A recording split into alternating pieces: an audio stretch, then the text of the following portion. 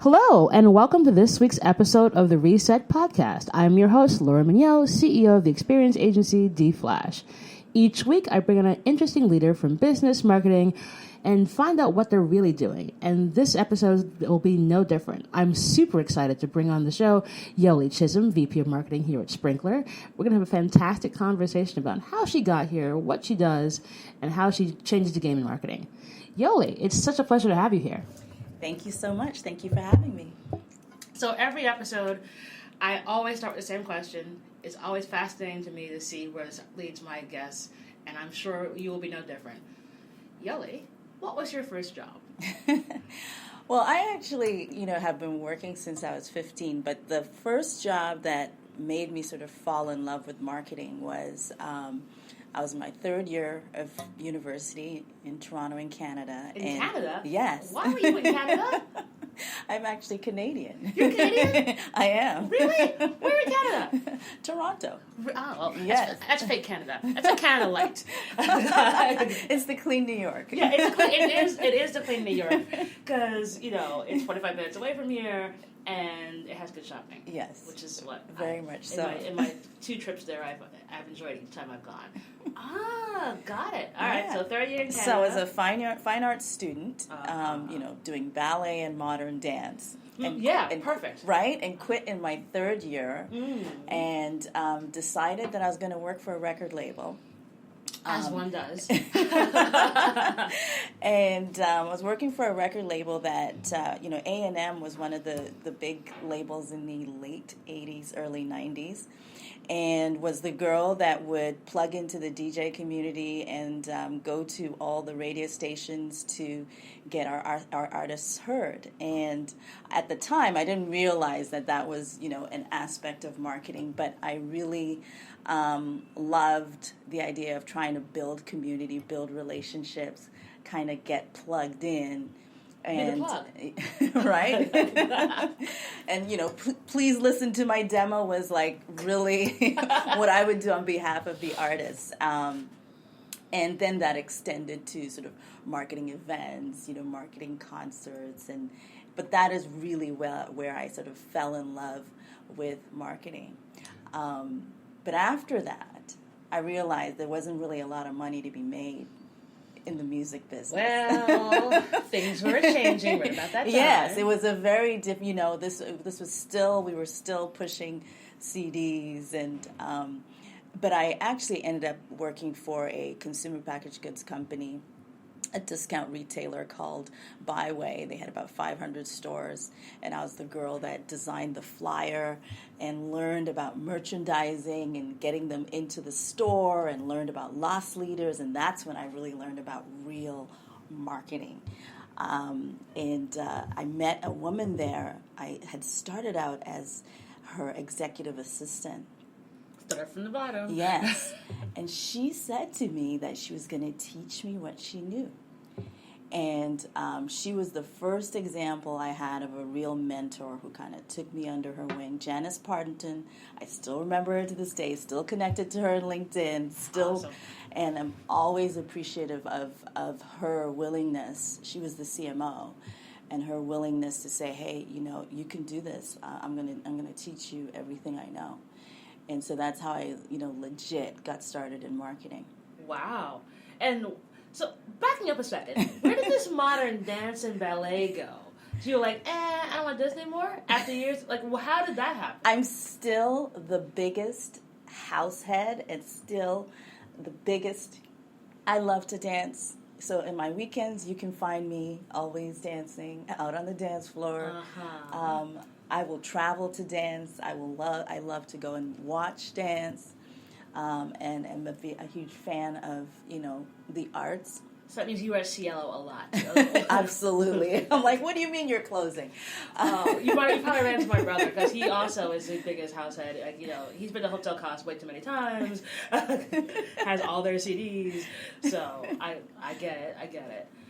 So it's just not. It was not something you wanted to continue with. Well, I think and I'll probably be all over the place. I think there was always a bug in me for an interest in business, like just an interest in how businesses work. So there was always the artistic and the intellectual side. Same. Yeah. And for me, when it came to just really thinking about, logically, like, where am I actually going to be able to actually excel and do well? And for somebody with my body type, being a ballerina in the 80s, that was just not going to happen, right? Who knows? But it wasn't, it wasn't, I believe, in the cards for me as in Canada. But I got bitten by this business bug. Even working at the record label, I was really always interested in what was happening behind the scenes, and really what was the art and science of actually getting an artist to blow up, and what was the art and science of actually sort of running a business. And so I would say, that side won out for the time being. Who knows? It's a long life. It's a long life to go. So one never knows. So how did you get to be sitting with me here at Sprinklr? Like, what was that journey? Yeah, so, I've had a, what I would like to say, sort of an exciting ride. I actually transitioned from the offline traditional space into the digital space in the early 90s. When I quit that job with that consumer packaged goods company and answered an ad at the back of a newspaper. What are those things? I know, right? Classified ad. And it was the Canadian government had put out an ad saying they were going to pay for you to learn HTML. Wow. And you had to take a 6-month course, and at the end of the course, you'd end up with an internet publishing certificate. And, the World Wide Web was just blowing up, and I had no idea where it was going to take me, but I decided to jump on that bandwagon. Took the course and never looked back. The first company I ended up working for out of that course was an e-commerce company that was called Chapters, which has now been acquired by Indigo, which is the Amazon equivalent in the Canadian space. Moved to MSN, moved to eBay, did a bunch of startups, and then ended up at Microsoft, which who I've worked for multiple times. But the last tenure was working in the central marketing org. And we actually brought in a new platform. We were one of Sprinklr's first customers. And just social was just blowing up, and we built a whole community management practice using the Sprinklr platform. And I really was impressed with the vision that the founder, Raji Thomas, had. He has this vision to build a company that has the most beloved enterprise software company. And really, our mission is to enable every enterprise organization to make their customers happier. And I think when you unpack that, you're really getting into how marketing is evolving and how experience management is evolving. And so decided to join Sprinklr. Which is unusual. So the customer becomes, so you went from being a customer to being, wow. They sold you. They sold me. And, I think marketing is going to a really interesting place. And I think social, has really, when you think about, the control that the customer has today and where the conversations are, where those conversations are happening, when you think about the power of the mobile phone and all those public conversations. And what I think is really powerful that Sprinklr does is enables our organizations to really listen, to understand what's happening, what's being said about their brand, what the conversations that are happening about their brand that they might not even be aware of. And to jump in. Yeah, absolutely. And in a very authentic way. And that's what we're constantly helping our customers to do. So you've had an amazing lens into the world of marketing, because you go from buy my CD to let me go track this social media post and see what you said about me at 12:18 yesterday afternoon. Right. What's the thing that you think has kind of been the through line through it all? Yeah, I think regardless of what industry you're in, regardless of what business model your business has, regardless of whether you're a large organization or a small organization. I think what we're seeing right now is sort of coming full circle to this one-to-one marketing, this human-to-human interaction, and we're just leveraging technology to enable it. The truths about marketing are still the same. You're still trying to tap into people's sort of innate needs, right? So whether it's a business decision maker at a large organization, or whether it's a consumer, or whether it's a mom, with your marketing, I think the best marketing really kind of taps into the human side, and you think about Maslow's hierarchy of needs, and really tapping into those needs. And how do you bring that to life with your marketing? That remains true regardless of the technology, regardless of the era we're in. I think people forget that people are just still human. Yes. Like, no matter how much technology is, it still comes down at that particular moment, how does that brand make me feel? Exactly. And am I having a good memory about them, or am I having a not so good memory about them? If I'm having a not so good one, how do I change that? Yeah, and how fast can I change that? Exactly. And it's like, I think we're having to find the balance between, how do we leverage technology to sort of automate and help us be more productive, and also just manage the data. Like, the organizations have access to millions and millions of conversations. How do they parse them? We can leverage AI to help us do that. But the flip side of that is sort of doing this, automated responses and engagement, which, come off, just inauthentic. Mm-hmm. And also in our marketing, our advertising, like, how do we make sure that we've got the insights to help us not come off tone deaf, And I think that's going to become even more and more critical, that companies have the technology to help them really understand who their customer base is, the demographics, what they really care about, even their values, because what ends up happening is, if you haven't gotten that level of insights, sometimes your advertising just misses the mark. So how do you think that keeps happening? Because we've seen all these sort of like social media fails with a lot of these brands, and you're like, don't you have listening tools? What are you doing? What we've found quite often when we bring when we bring prospects who are interested in our technology in, they'll think that they've been listening, but it's really like the level of there's sort of levels to it. And with our AI, we're actually able to understand context. So one of the easiest examples I always use is understanding the difference of the word return and the context of the word return in the context of retail versus in the context of finance. So the word return in the context of retail is, can be negative, right? But in the context of finance, it's a positive, right? And so you have to have the technology that can give you that level, that depth of understanding, and parse the data, but with context.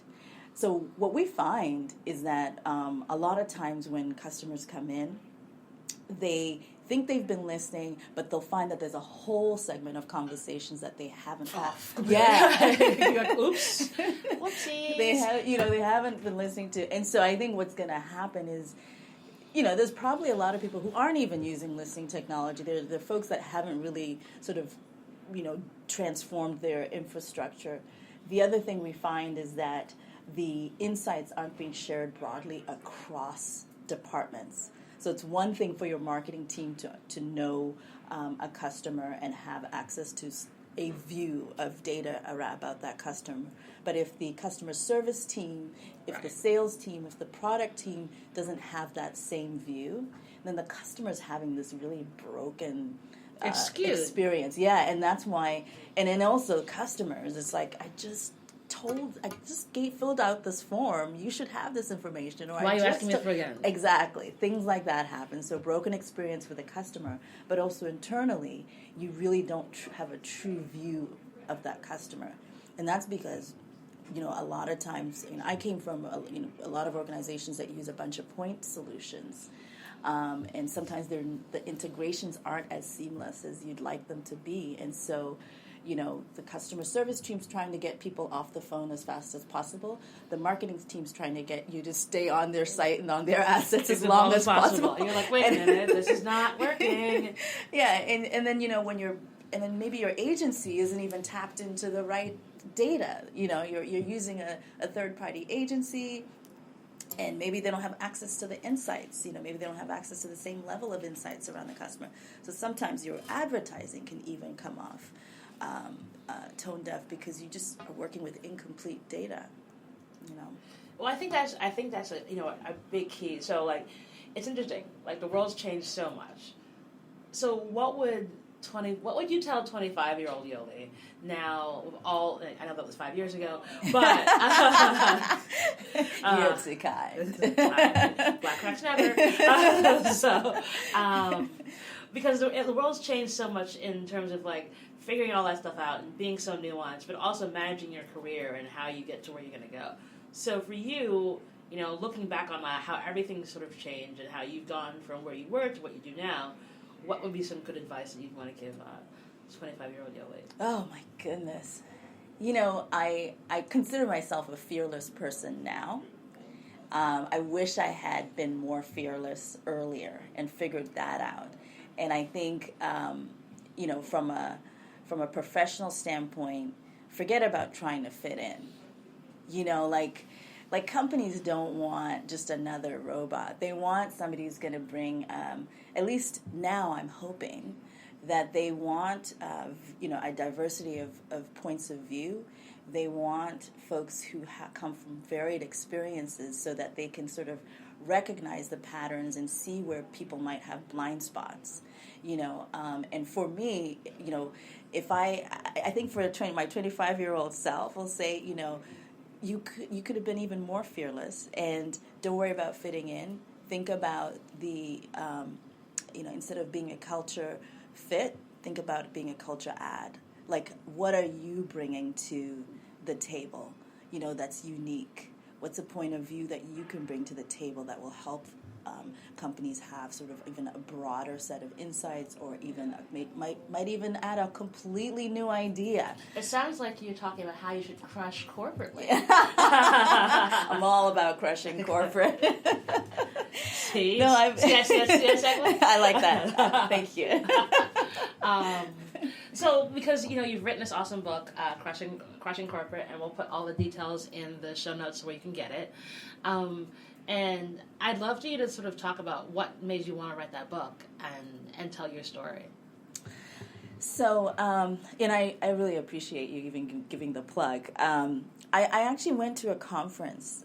It was a conference for Black entrepreneurs, and it was amazing. It was in San Francisco, and I was just in the sea of and having amazing conversations with amazing professionals who wanted to be entrepreneurs, but inevitably we'd have the conversation and they'd say, yeah, and I also work at AT&T.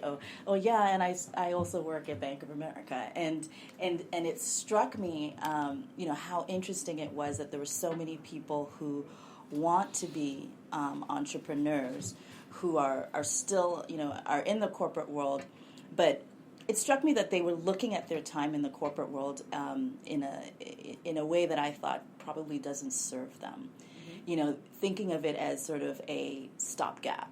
I'm just going to do what I got to do and then bounce. When, in fact, every corporation used to be a startup. Every corporation has the business systems that you need to learn in order to not be a sort of failed startup. When you think about the small business and startup stats, they're terrifying. Right?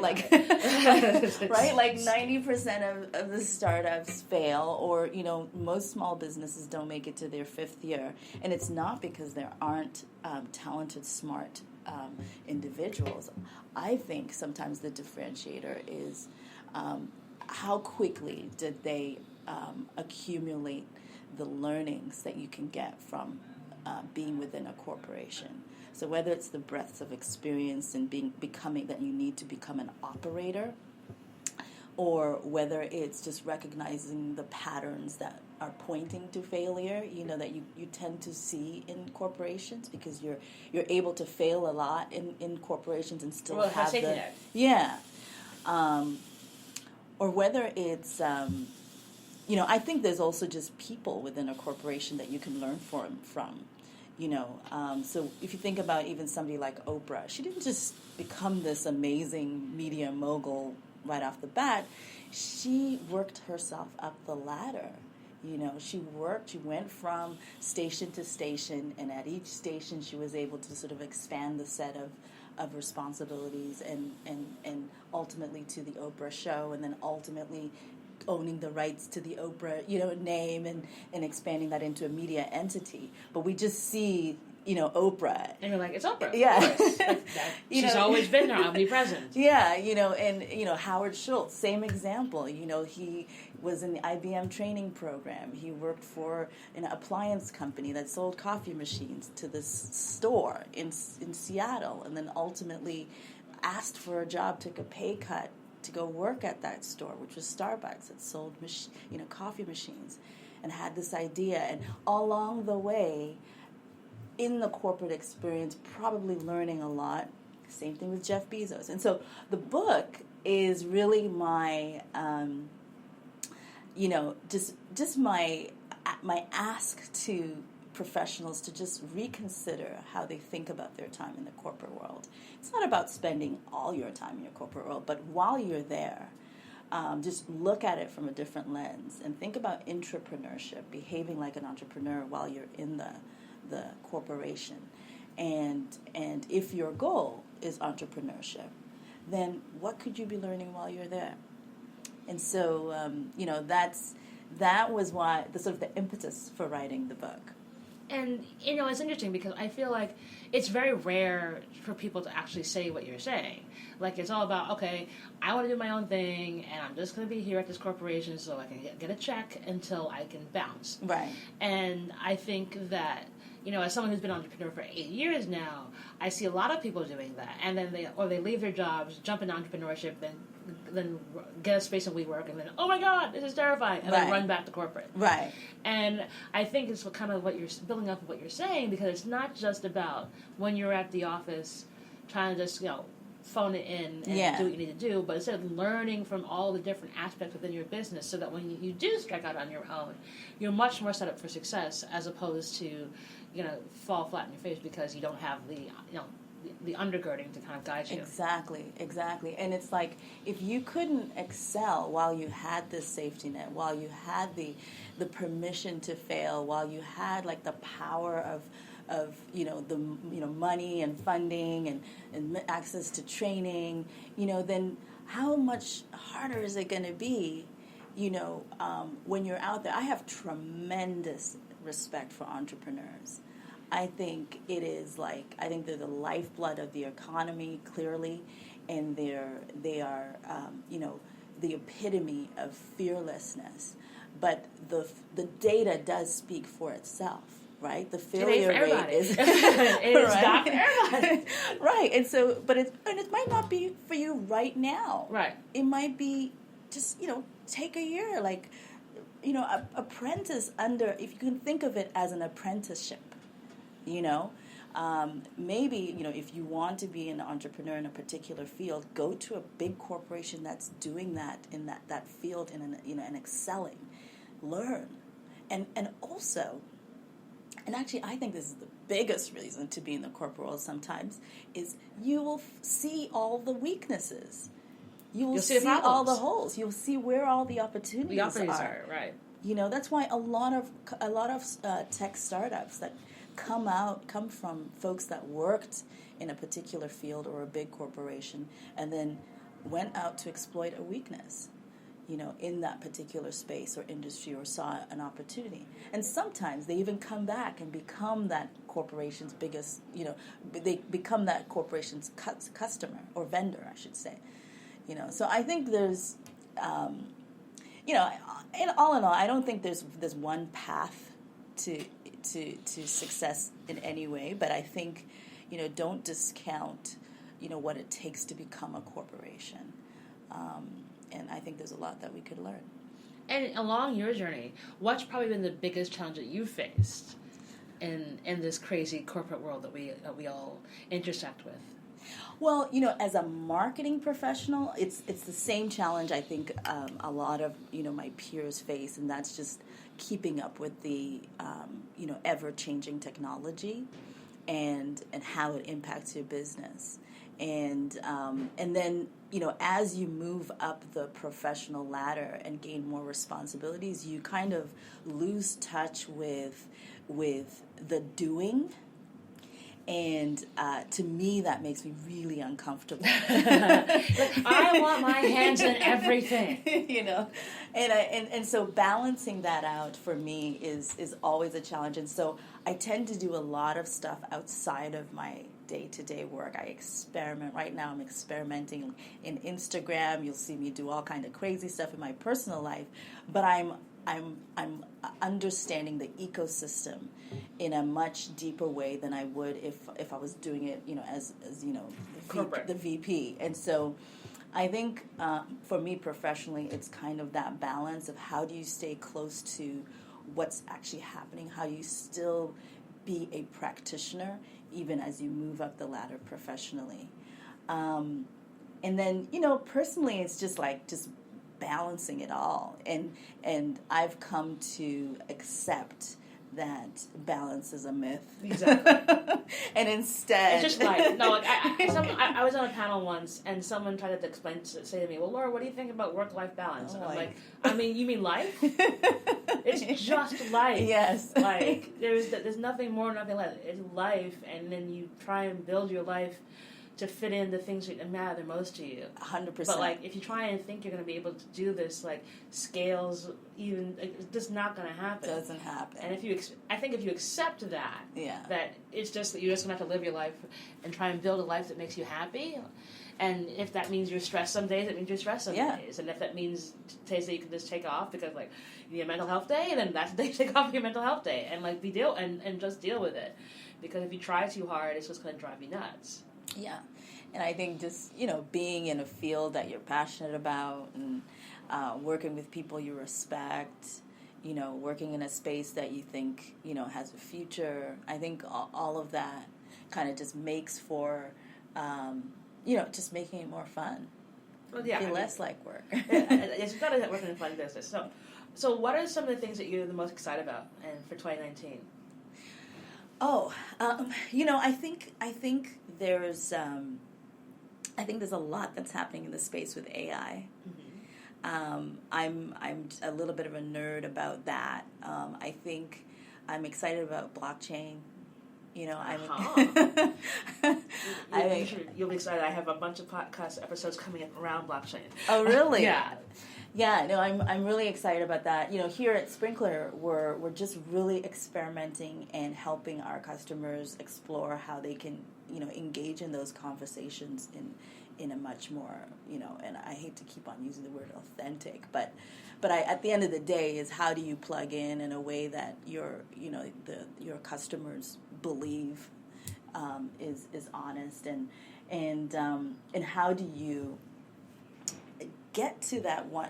As a marketer, I've always wanted to have the right infrastructure from a technical standpoint where I can really do one-to-one marketing, where you land on my website and you know that it's you, and I know all the information that what you've done in the past with me, where we develop content that is customized to your needs, where when you get on a chat, the chat person knows you, knows what you've done with us in the past. Where when we engage with you on Twitter or Facebook or Instagram, we have a whole sort of view of your past engagements with us. I'm really excited about that. We're in the B2B marketing space and doing B2B marketing in a completely different way. We're doing prospecting in social, which traditionally hasn't been the way sales organizations work. I'm in a much more connected infrastructure with sales than I have ever been, and I've worked at some pretty substantial organizations, but this is the first organization where there's a sales team sitting in the marketing organization. Yeah, which is quite unique. So inside sales sits in the marketing organization. Everything that marketing does is designed to make the inside sales team successful. In the B2B space, that tends to be hard to do, but it has required an organizational change. Like we've actually had to change how we go to market and how we even set up internally, which is exciting to be a part of. Awesome. So cool. Well, Yoli, it's been a fantastic conversation. Thank you so much. Thank you. Thanks for having me. I will be sure to put all of the places that you can find Yoli on social media and see what she's testing and wearing. Hashtag back in London. You've been stalking me. I have to do my homework. And also check out her awesome book. And thank you so much. And that's our show. Thank you.